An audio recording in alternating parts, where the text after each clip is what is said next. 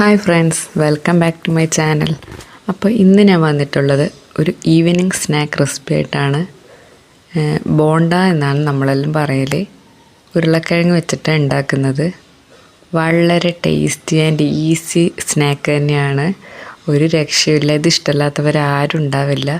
അപ്പോൾ ഇതുവരെ ഇങ്ങനെ ആരെങ്കിലും ഉണ്ടാക്കി നോക്കിയിട്ടില്ലെങ്കിൽ ഉണ്ടാക്കി നോക്കണം. വളരെ ഈസിയാണ്. കുട്ടികൾക്കൊക്കെ വളരെ ഇഷ്ടപ്പെടും. അതിനായി അതിൻ്റെ മസാല തയ്യാറാക്കാനായി ഒരു കടായി അടുപ്പിൽ വെച്ച് അതിലേക്ക് വെളിച്ചെണ്ണയാണ് ഞാൻ ഒഴിച്ചു കൊടുക്കുന്നത്. 2 സ്പൂൺ വെളിച്ചെണ്ണ ഒഴിച്ച് അതിലേക്ക് 1/2 ടീസ്പൂൺ കടുക് പൊട്ടിച്ചെടുക്കണം. അതിലേക്ക് നല്ല നൈസായിട്ട് അരിഞ്ഞ സവാള ഇട്ട് കൊടുക്കണം. പ്രത്യേകിച്ച് പറയാം, സവാള നല്ല നൈസായിട്ട് തന്നെ അരിഞ്ഞെടുക്കണം. പിന്നെ അതിലേക്ക് 2 പച്ചമുളക് നടുവേ കീറിയതും കുറച്ച് കറിവേപ്പിലയും ആണ് ഞാൻ ഇട്ട് കൊടുക്കുന്നത്. ഇതിലും കൂടുതൽ ചേരുവകൾ ചേർത്ത് കൊടുക്കാം, ഇഞ്ചിയൊക്കെ ചേർത്ത് കൊടുക്കാം. പക്ഷേ കുട്ടികൾക്ക് അതൊന്നും അങ്ങനെ ഇഷ്ടപ്പെടില്ല. കുട്ടികൾ ഈ സ്കൂളൊക്കെ വിട്ടു വരുമ്പോൾ വൈകുന്നേരം നമുക്ക് ഹെൽത്തി ആയിട്ട് കൊടുക്കാൻ പറ്റിയ ഒരു സ്നാക്ക് തന്നെയാണ്, ഒരു സംശയമില്ല. അപ്പോൾ ഇതിൽ മെയിനായിട്ട് ഉരുളക്കിഴങ്ങാണ് വരുന്നത്. പിന്നെ ഇഷ്ടപ്പെടുകയും ചെയ്യും, കുട്ടികൾക്കും മുതിർന്നവർക്കും ഒക്കെ ഇഷ്ടപ്പെടും. ചായയുടെ കൂടെ സൂപ്പർ ഒരു ഐറ്റം തന്നെയാണ്.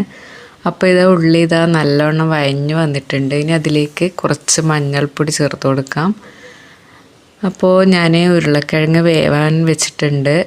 ഇപ്പം ഞാനിതിലേക്ക് 2 സവാളയാണ് എടുത്തത്, വലിയത്. അതിലേക്കൊരു 3 ഉരുളക്കിഴങ്ങാണ് എടുത്തിട്ടുള്ളത്. ഉരുളക്കിഴങ്ങ് വേവിച്ച് നന്നായി ഒന്ന് ചതച്ചെടുത്തതാണ്. അപ്പോൾ അതും കൂടി ഇതിലേക്ക് ഈ സമയത്ത് ചേർത്ത് കൊടുക്കാം. ഉപ്പ് ഞാൻ നേരത്തെ ഇട്ടിട്ടുണ്ടായിരുന്നു, അത് വീഡിയോയിൽ വന്നില്ല. ഇനി അതെല്ലാം കൂടി നമുക്കൊന്ന് യോജിപ്പിച്ചെടുക്കണം. നന്നായിട്ട് മിക്സ് ചെയ്തെടുക്കണം. ആ ഉള്ളിയും ഉരുളക്കിഴങ്ങും എല്ലാം കൂടി നന്നായിട്ട് വഴഞ്ഞ് മിക്സായി വരണം. ഈ സമയത്ത് ഉപ്പൊന്ന് ചെക്ക് ചെയ്ത് നോക്കാം. അഥവാ ഉപ്പില്ലെങ്കിൽ നമുക്ക് കുറച്ചുകൂടി ഉപ്പ് ചേർത്ത് കൊടുക്കാം. ഇനി ചൂടാറിയതിന് ശേഷം നമുക്ക് മസാല ബോൾസാക്കി എടുക്കണം. ഒരു പണിയില്ല, ഈസി ഐറ്റം തന്നെയാണ്. എല്ലാവരും ഉണ്ടാക്കി നോക്കി ഫീഡ്ബാക്ക് അറിയിക്കണം. ഇനി ഓരോ ബോൾസാക്കി എടുത്ത് നമുക്കൊരു പ്ലേറ്റിലേക്ക് വെക്കാം. ചെറിയ ചെറിയ ബോൾസാണ് ആക്കേണ്ടത്, നന്ന വലിപ്പത്തിലാക്കരുത്, അപ്പോൾ ടേസ്റ്റ് ഉണ്ടാവില്ല. ഇനി അങ്ങനെ എല്ലാതും ബോൾസാക്കി എടുക്കണം. പിന്നെ ഈ വീഡിയോ മുഴുവനായും കണ്ട് ലൈക്ക് ചെയ്ത് കമൻറ്റ് ചെയ്യണം അഭിപ്രായം. അതുപോലെ തന്നെ ബെല്ലൈക്കൺ പ്രസ് ചെയ്യണം, എന്നാലേ ഞാനിടുന്ന വീഡിയോസ് നോട്ടിഫിക്കേഷനായിട്ട് വരുള്ളൂ. അതൊക്കെ എല്ലാവർക്കും അറിയായിരിക്കും, പക്ഷേ എന്നാലും ഒന്ന് ചെയ്ത് സപ്പോർട്ട് ചെയ്യണം. ഇതെൻ്റെ പുതുതായി തുടങ്ങിയ ചാനലാണ്.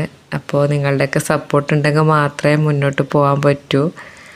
അതുകൊണ്ട് എല്ലാവരും സപ്പോർട്ട് ചെയ്യണം, ഉണ്ടാക്കി നോക്കണം.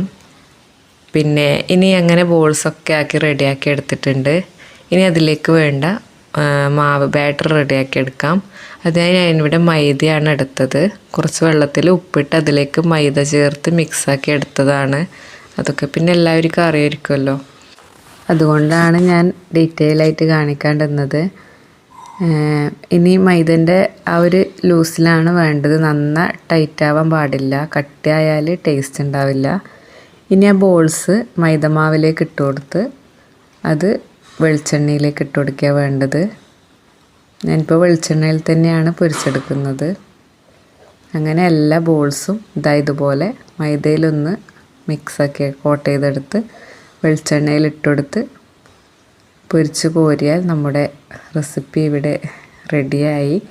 കണ്ടില്ലേ, ചായ തിളക്കുന്ന നേരം കൊണ്ട് തന്നെ നമുക്ക് ഈസി ആയിട്ട് ഉണ്ടാക്കാം. അത്രയും സിമ്പിളാണ്. നമുക്കിത് വേണമെങ്കിൽ ഉണ്ടാക്കി വെക്കുകയും ചെയ്യാം. ഇഫ്താറിനൊക്കെ ആണെങ്കിൽ നമുക്ക് ഫ്രിഡ്ജിൽ സൂക്ഷിച്ചിട്ടും ഇതുപോലെ ഉണ്ടാക്കാവുന്നതാണ്. കേടായി പോകുന്നില്ല. ഈ ഒരു ബോൾസാക്കിയിട്ട് ഫ്രിഡ്ജിൽ സൂക്ഷിച്ചാൽ മതി. നല്ല കണ്ടെയ്നറിൽ വെച്ചിട്ട് ഫ്രിഡ്ജിൽ വെച്ചാൽ മതി. അപ്പോൾ നമുക്ക് എപ്പോഴാണോ ആവശ്യമുള്ളത് ആ സമയത്ത് മൈദ കലക്കിയിട്ട് അതിലിട്ടെടുത്ത് പൊരിച്ചെടുക്കുകയേ വേണ്ടും. അങ്ങനെയും നമുക്ക് ഉണ്ടാക്കാം. വളരെ ഈസിയാണ്. ഇഫ്താറിനൊക്കെ മെയിനൊരു ഐറ്റം തന്നെയാണ്. പിന്നെ കടകളിലൊക്കെ കുറച്ച് വലുപ്പത്തിലാണ് ഉണ്ടാവാറ്. പിന്നെ നമ്മൾ കുട്ടികൾക്കൊക്കെ ആകുമ്പോൾ ഇങ്ങനെ ചെറിയ ചെറിയ ബോൾസാക്കിയിട്ടാണ് കൂടുതൽ ടേസ്റ്റ്. എല്ലാവരും ഉണ്ടാക്കി നോക്കി ഫീഡ്ബാക്ക് അറിയിക്കണം. അതുപോലെ തന്നെ സബ്സ്ക്രൈബ് ചെയ്ത് ലൈക്ക് ചെയ്ത് കമൻറ്റ് ചെയ്ത് സപ്പോർട്ട് ചെയ്യണം. Thank you.